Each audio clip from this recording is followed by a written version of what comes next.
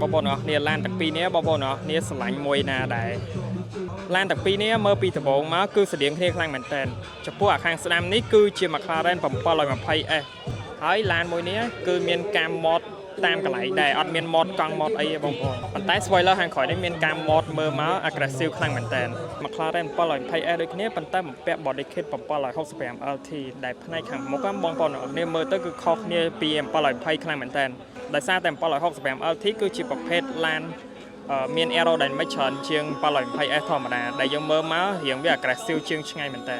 ហើយឡានមួយនេះគឺបិទខ្មៅដែលមានពណ៌បែកផ្លេកពណ៌ខៀវបងប្អូនមើលមកគឺស្អាតមែនតើបើឡាននេះ heavy modify ខ្លាំងមែនតើបងប្អូនកន្លែងណាក៏មាន carbon fiber ដែរបើបងប្អូនមើលខាងក្នុងចង្កៀងនេះគឺសុទ្ធតែ carbon fiber ផ្នែកខាងមុខនេះគឺ carbon fiber ដូចគ្នាចំណែកកង់នេះវិញក៏ប្រើ carbon fiber ដែរបងប្អូនហើយដូចជាខាងអ្នករៀបឡានហ្នឹងគឺគាត់ admit ថា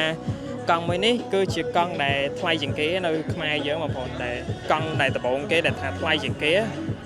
ចំណែក spoiler វាខាងក្រោយបងប្អូននេះគឺមើលមក aggressive មែនតើគឺរៀង McLaren 765LT ស្អាតជាង 720S តែទៀតដោយសារតែវាមើលមក aggressive ខ្លាំង